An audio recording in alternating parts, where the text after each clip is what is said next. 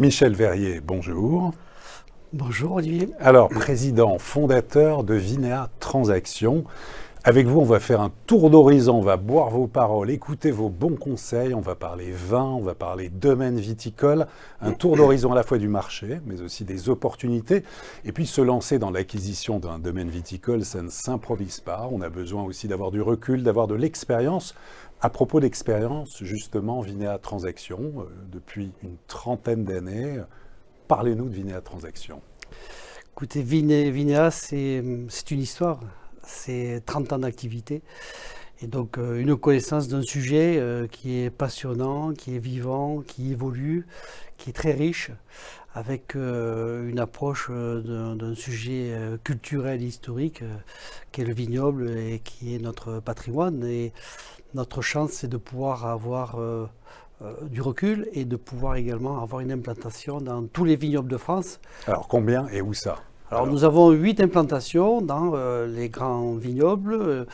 Nous sommes 25 collaborateurs et nous traitons une bonne quarantaine de transactions par an. Donc, ça nous donne une volumétrie relativement intéressante et nous travaillons sur des sujets très variés avec des ventes à 1 million ou des ventes à 50 millions. Donc, le marché est très vaste. Oui, effectivement. Alors, c'est ce que l'on va voir et notamment profiter justement de votre expérience. Alors, il n'y a pas un marché, il y a plusieurs marchés. On va commencer par le Grand Bordeaux, le Bordelais. Alors, quelques commentaires sur le Bordelais. Le marché bouge, je dirais, quasiment tous les jours. Et si on prend le vignoble historique français, le grand vignoble bordelais, c'est un vignoble qui est un petit peu en souffrance, malheureusement. Il y a une grosse production sur Bordeaux. Il y a de très belles étiquettes. Tout se passe très bien dans les très belles étiquettes. Par contre, sur le marché, le cœur du marché, il y a quelques difficultés liées à une problématique économique.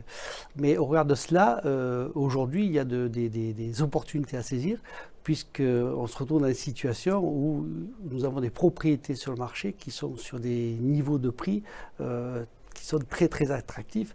Je vous prends ce petit exemple. Vous avez alors ce que l'on voit en image, voilà, là, oui. Le Castel bordelais avec la pierre de taille, une bâtisse en très bon état, une quarantaine d'hectares de vignobles. Bon, c'est du Bordeaux, Bordeaux Sup ou Côte de Blaye, et c'est des propriétés avec le chai, le cuvier, tout est en bon état, et c'est des propriétés qui sont sur des niveaux de prix de 2,5 millions. 2,5 millions. 2,5 millions. Et on a d'autres propriétés plus petites où avec, je jette un peu des chiffres, mais ça fait réagir. Avec 1 million d'euros, on a le petit Castel avec les 2 cèdres, le petit portail à fer forgé, une quinzaine d'hectares de vignes, un petit cuvier. On est tout juste à 1 million d'euros, ce qui est un petit appartement sur Paris. Oui, effectivement. Je plaisante un petit peu, oui. Alors, Michel Verrier, justement, l'attractivité du Bordelais, à un moment donné, les Chinois sont venus, ont investi en masse. Est-ce qu'ils sont toujours là? Sont-ils partis? Où sont les Chinois? Alors, les Chinois sont arrivés dans les années 2010. Ils sont repartis.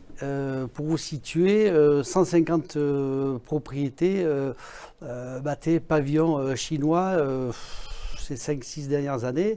Aujourd'hui, pour des raisons plus politiques que stratégique, mais excusez, c'est l'État chinois qui a mis en place des priorités d'investissement.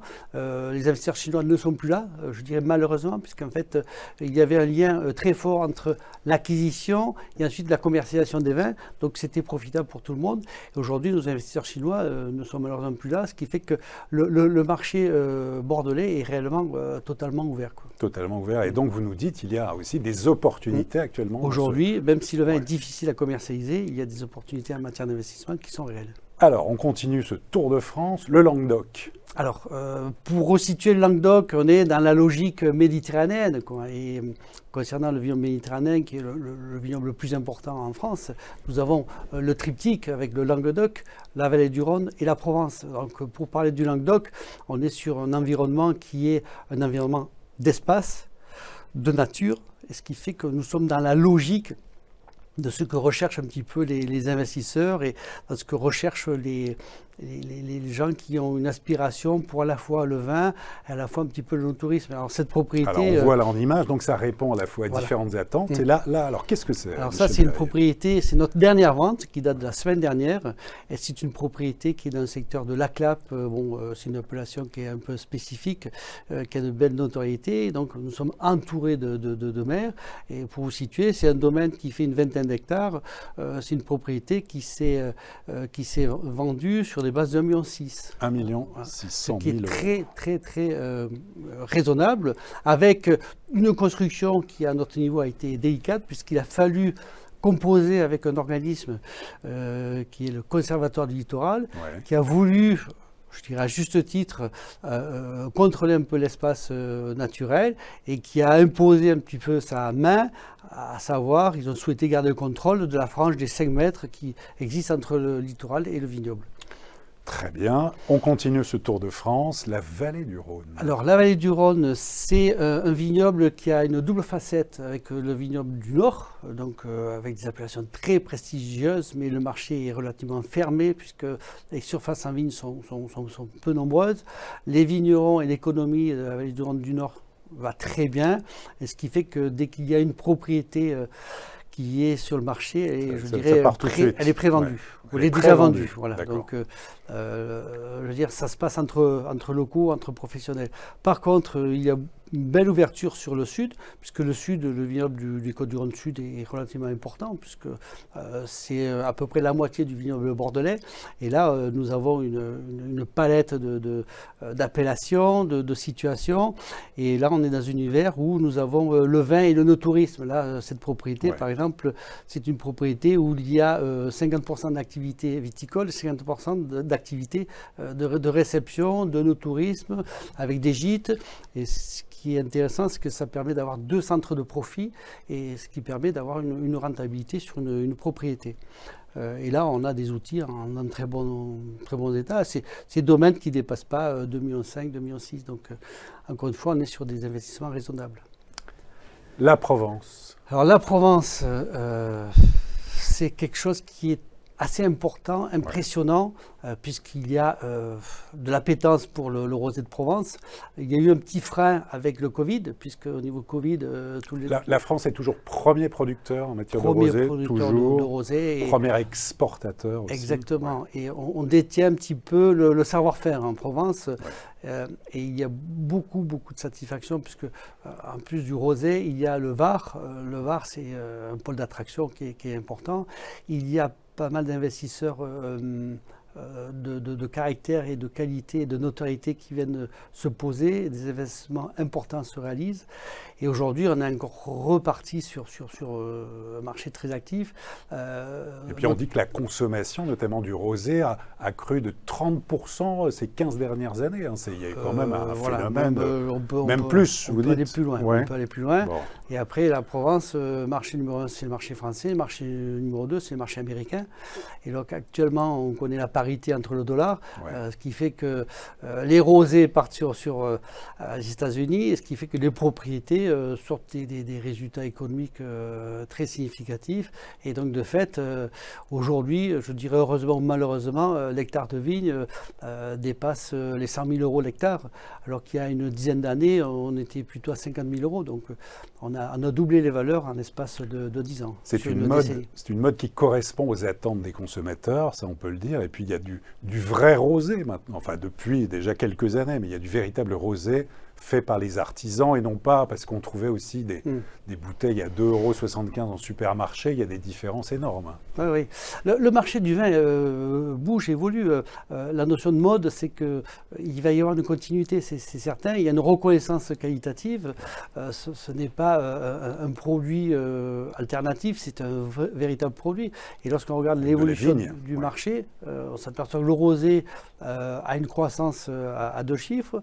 Le blanc est en train également de connaître une belle croissance. Le rouge, on a un certain nombre de tassements sur le rouge.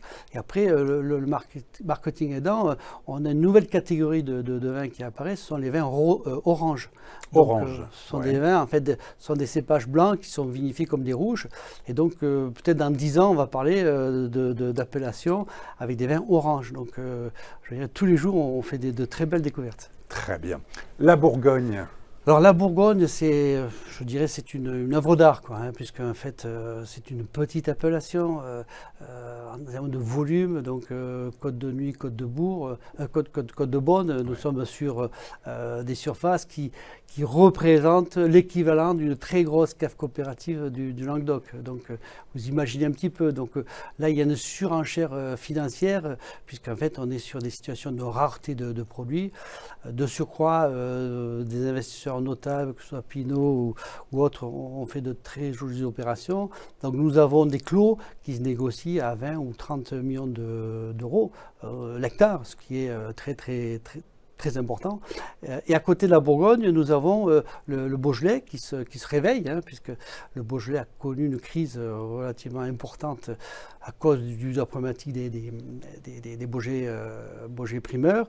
Et aujourd'hui, le Beaujolais retrouve de l'intérêt et il y a pas mal de très belles opérations qui se réalisent sur le Beaujolais ou sur la côte chalonnaise avec des éléments de prix qui sont tout à fait attractifs. Le champagne. Champagne, on va dire à la fois il y a le plaisir, mais c'est aussi produit financier. Voilà, alors champagne, c'est vraiment pour nous le produit financier, puisque nous avons de très belles maisons de champagne en France, qui ont une dimension vraiment internationale et qui ont un mécanisme d'achat qui fait qu'il y a des réservations. Donc on est sur des opérations où vous avez le vigneron qui fait son raisin et qui vend ses raisins sous contrat aux maisons de champagne. Donc on a une notion un peu de rentabilité, ce qui fait qu'on appelle ça, pour nous, ce sont des produits financiers. Le côté ludique est un peu moins présent sur la champagne. D'accord. Mais la rentabilité est là, oui. Val-de-Loire. Alors Val-de-Loire, c'est une très belle région. En fait, nous sommes sur un chapelet d'appellations qui s'étend sur quasiment 600 km. Et donc, on trouve des petites perles, on trouve des vins singuliers, on trouve des vins attractifs, dans les trois couleurs d'ailleurs. Et nous sommes sur des situations de rapport qualité-prix également qui sont très intéressants, avec un intérêt marqué pour les investisseurs, notamment parisiens, qui ne sont pas très loin du Val-de-Loire. Belle région. Et puis on termine ce tour d'horizon. Cognac. Alors le cognac vit selon le rythme des importations, exportations, sur la grande exportation, que ce soit sur l'Asie ou que ce soit sur le marché américain. Donc on est également sur des approches plutôt financières, quoi. Très bien, merci Michel Verrier, en tout cas pour ce tour d'horizon, à la fois géographique, et puis comme ça on a voyagé avec les trois couleurs et les différentes régions. Alors maintenant pour voir un petit peu ce marché, qui achète, français, étrangers, quelle est la dynamique, où en est-on aujourd'hui?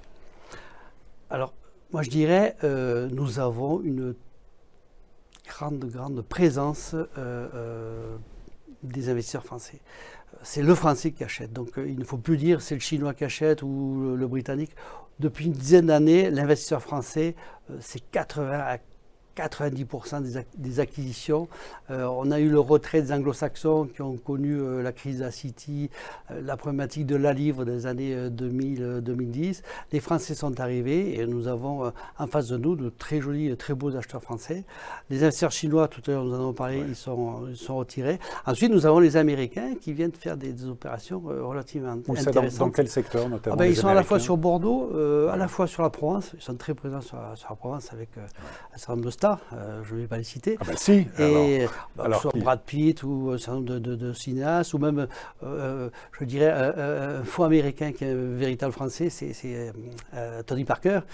Donc les Américains vont dire qu'il est américain, mais ils vont dire qu'il est français, mais il a la culture américaine. Donc, mais il attire dans son panier, il attire pas mal de co-investisseurs américains. Le Covid, il y a eu un effet Covid qui a stoppé un petit peu justement cet essor, ou comment ça s'est passé? Alors, le Covid nous a surtout perturbés par rapport aux investisseurs étrangers qui ne pouvaient absolument pas circuler. Nous avons pu finaliser les opérations qui étaient en cours avec les investisseurs français. Ensuite, le Covid passant, nous avons pu reprendre nos affaires, mais là encore, ça a ralenti les opérations avec les investisseurs étrangers. Ça, c'est une certitude. Alors, vous le disiez, Michel Verrier, les Français sont très actifs, les grandes familles de vignerons, les néo-vignerons, les reconversions professionnelles, tout d'abord les professionnels. Alors les professionnels du vin, pour nous, c'est un contenu très intéressant puisqu'il y a une approche qui est quand même très technique.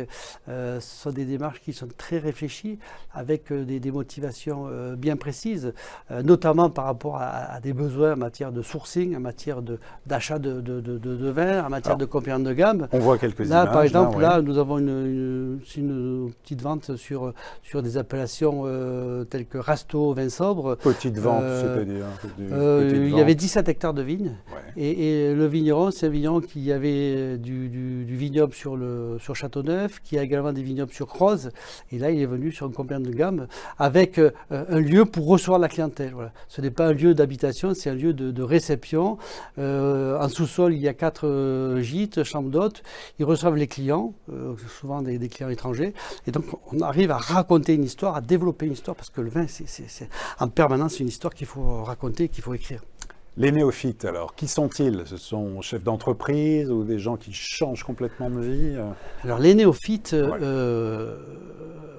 on a un marché vraiment à tiroir. D'une part, on a des néophytes qui ont 25 ans, qui ont réussi avec une start-up, pour ne pas donner le nom, et nous avons ensuite des néophytes qui ont 70 ans. Donc nous avons des personnes dont le rêve c'était de faire du vin, qui arrivent pour acheter une propriété. Ils ont 70 ans et ils nous disent, voilà, ici je vais planter des vignes pour les petits-enfants. Au même titre qu'ils auraient pu planter des forêts pour également les petits-enfants. Donc nous avons le marché des néophytes avec des gens qui ont une approche quand même marketing assez bien réfléchie. Et ils arrivent à faire des jolies constructions. Ce sont des gens que l'on essaie de poser sur des petites unités, non pas sur de grosses unités. Et ce sont des gens également qui ont de l'intérêt pour pouvoir se placer sur des appellations ou sur des régions où on peut faire de la vigne, également de l'accueil ou de l'œnotourisme. Et c'est vrai dans toutes les régions de France. On peut recevoir sur Bordeaux, dans le Languedoc, en Provence, en Bourgogne ou dans les Côtes-du-Rhône. Là, nous avons par exemple une propriété qui aujourd'hui est une structure d'accueil qui est située au pied du Ventoux.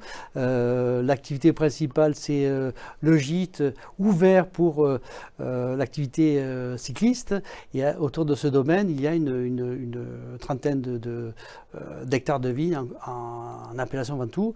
Et là, encore une fois, on retrouve cette complicité entre le vin et l'accueil.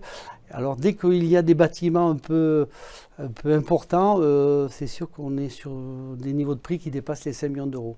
Plus de 5 millions d'euros. Ouais. Alors, Michel Verrier, maintenant qu'on a fait ce tour d'horizon, on y voit plus clair déjà. On y voit très bien avec votre expérience, avec votre recul. Quels sont les bons conseils, vos bons conseils de base justement pour se lancer, pour bien acheter, que ce soit propriété de domaine viticole? Quels sont vos bons conseils? Moi je vous dirais, c'est un peu paradoxal ce que je vais dire, c'est déjà se dire, je risque un jour de revendre. Donc il faut me positionner sur une appellation, sur un bien, sur une propriété où il n'y a pas de défaut majeur, parce qu'un défaut reste rédhibitoire. À savoir un environnement. L'environnement, il faut qu'il soit préservé le plus possible. L'écologie devient de plus en plus présente, de plus en plus importante et significative. On est en train de découvrir de nouvelles lois, notamment la loi contre les traitements, donc ZNT, zone de non-traitement, ce qui veut dire que lorsqu'on se pose, avoir une connaissance il faut aussi, anticiper et voir qu'il n'y ait pas trop de bâtis ou de construction autour de nous. Ensuite, on découvre également la problématique qui existait déjà, mais c'est vrai pour tous les vignobles, la problématique de l'eau. Donc, qui dit vin, dit eau. Et c'est vrai pour le Grand Bordelais, c'est vrai pour le Grand Sud. pour l'instant un peu moins en Bourgogne, mais la ressource en eau est également très importante. Ensuite, le bâtiment a de l'intérêt, puisqu'en fait, nous sommes sur des concepts de domaine, d'effet domaine. C'est-à-dire que lorsqu'on rachète une entité, il y a une valeur ajoutée qui existe dès lors qu'on a une réelle entité. Et cette valeur ajoutée peut prendre de la valeur si on sait un petit peu magnifier les lieux, si on sait faire du marketing, et dès lors on apporte de la valeur ajoutée au patrimoine. L'approche du patrimoine est importante. Ce qui veut dire aussi anticiper potentiellement des travaux. Avoir toujours en tête ça. Voilà, et des travaux raisonnés. Raisonnés. Et raisonnables, puisqu'il y a certaines opérations d'acquisition avec des installations de chais qui sont hors réalité économique, et on va se retrouver dans des situations qui sont ensuite ingérables si jamais on souhaite revendre. Après, on n'a pas besoin d'avoir un grand château, on peut avoir une jolie propriété, une jolie maison. Quel est le prix d'une allée de pin, d'une allée de platane, ou quel est le prix de jolis platanes posés devant une façade? Ça n'a pas de prix. Faut-il privilégier les domaines qui sont déjà en culture bio? Oui. Alors, on a rendez-vous avec notre histoire. Le bio est très important. Le bio est facilitateur de marché, de commerce. Et on s'aperçoit que les acheteurs de vin, que ce soit le particulier, que ce soit les cavistes, que ce soit les distributeurs importateurs, ont cette sensibilité sur le bio. Après, en parallèle, il faut également parler d'une catégorie qui est peu connue par le grand public. C'est les productions en HVE. Donc HVE, c'est très rébarbatif, mais HVE signifie haute valeur environnementale. Ouais. Et le HVE est en train de se positionner sur le marché du grand public, du consommateur. Et donc nous recherchons les propriétés en bio et les propriétés qui sont en HVE. Ce sont des labels de garantie. Et Michel Verrier, quand on se lance, on n'est pas tout seul.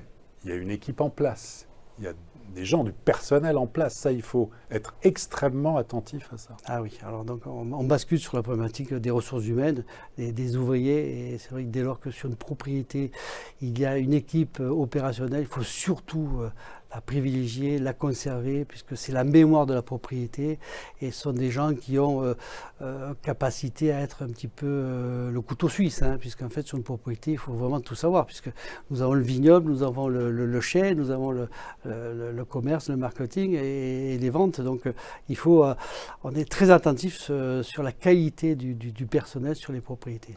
C'est indéniable. Et puis rechercher peut-être aussi au départ des vignobles qui soient faciles entre guillemets à cultiver au départ, ça peut aider. Voilà. Oui. Le problème de demain, c'est le problème environnemental, le problème écologique, le problème des variations climatiques, des problèmes des excès d'eau. Et donc, dès lors que l'on se retrouve sur des vignobles bien dessinés, sur des propriétés qui sont avec de belles parcelles, où on essaie un peu d'éviter aujourd'hui les propriétés qui ont gagné sur la garrigue ou qui ont gagné sur les bois, par rapport à des problèmes notamment d'incendie. Après, nous avons pas mal de pluie, donc il est vrai que nous avons des problèmes d'érosion, et donc ça induit des coûts d'entretien, ça induit des surcoûts d'exploitation, et donc la qualité du vignoble est importante. Un terroir ne peut pas se faire ou se défaire. Un chai peut se construire en 6 mois. Donc c'est pour ça que la clé également de l'acquisition, c'est la qualité du terroir, l'implantation du vignoble, et en parallèle l'image que peut déjà avoir la propriété, parce que c'est également un petit atout pour pouvoir commercialiser son vin. Et en matière de prix, alors vous l'évoquiez tout à l'heure, ça c'est important. Vraiment, le prix en cette période aussi d'inflation, de pouvoir d'achat, on se pose beaucoup de questions. Quels sont vos conseils dans le domaine? Et puis pour avoir une idée des prix, justement, pratiqués. Pour le prix, personnellement, j'ai la chance d'avoir du recul. Ouais. 30 ans d'expérience. Ouais, donc il y a eu pas mal de zones de turbulence en 30 ans. Ouais. On a tout connu. Ouais. La guerre du Golfe, on a connu beaucoup de situations de cataclysmes, d'interdictions. Et finalement, on s'aperçoit que le vignoble est dans son cycle. Et le vignoble a ses usages, les marchés sont bien établis. Il y a une vingtaine d'années, par exemple, on nous disait le vignoble français va disparaître au profit du vignoble australien ou d'Amérique du Sud. Pas du tout. On les a vus 4-5 ans et on n'en parle plus, quoi. Et donc ce qui fait que moi je suis assez confiant, parce qu'on a deux éléments essentiels sur les propriétés. C'est la qualité des bâtis, des constructions, Il faut savoir aujourd'hui qu'on rentre dans l'univers de la réglementation et toute construction en zone rurale est compliquée, toute nouvelle construction. Donc, ce qui fait que tous les bâtiments existants, nous cherchons à les privilégier et ils vont forcément maintenir la valeur. C'est une certitude.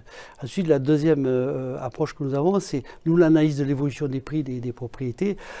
En France, il y a deux vitesses. Il y a le vignoble générique, c'est-à-dire les Côtes-du-Rhône génériques, les Bordeaux génériques.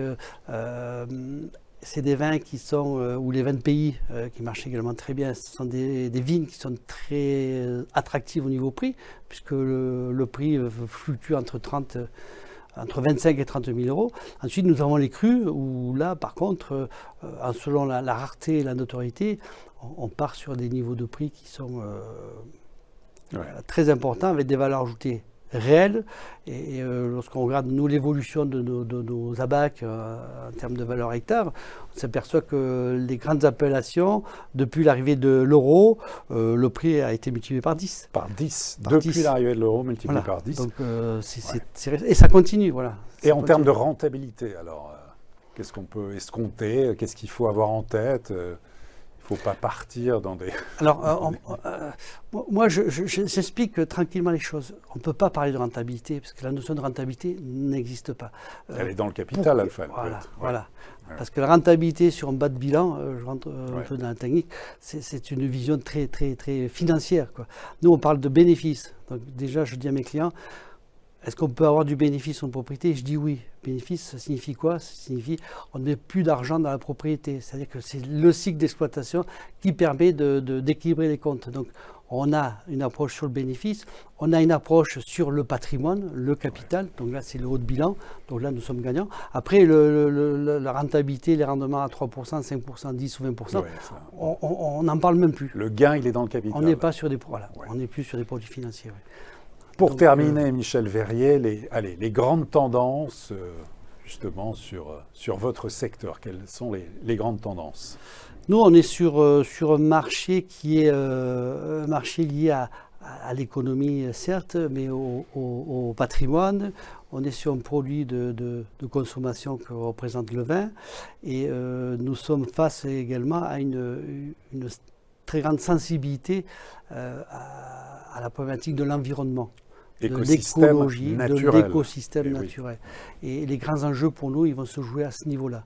Donc l'accès à l'eau, l'équilibre agronomique et ensuite la possibilité de pouvoir maintenir nos activités à la fois sur le vignoble, à la fois sur l'accueil ou sur le lieu de vie. Puisque avant toute chose, une propriété, c'est à la fois un lieu de vie pour la famille et également un outil de travail dès lors que c'est une activité à 100%. Confiant, optimiste? Je suis sur du plaisir. Voilà. Moi, je dirais qu'on a un bel avenir en face de nous, puisqu'on a un patrimoine en France qui est sublime. Nous avons des campagnes qui sont magnifiques. Et je ne sais plus quel était le ministre qui disait pays, paysan, paysage. Et c'est vrai qu'on le retrouve sur le vignoble, quoi. C'est essentiel, quoi. C'est essentiel. Michel Verrier, président fondateur de Vinea Transactions, merci beaucoup. Olivier, je vous remercie de m'avoir accueilli. Et à très bientôt pour une prochaine émission d'Adresse exclusive.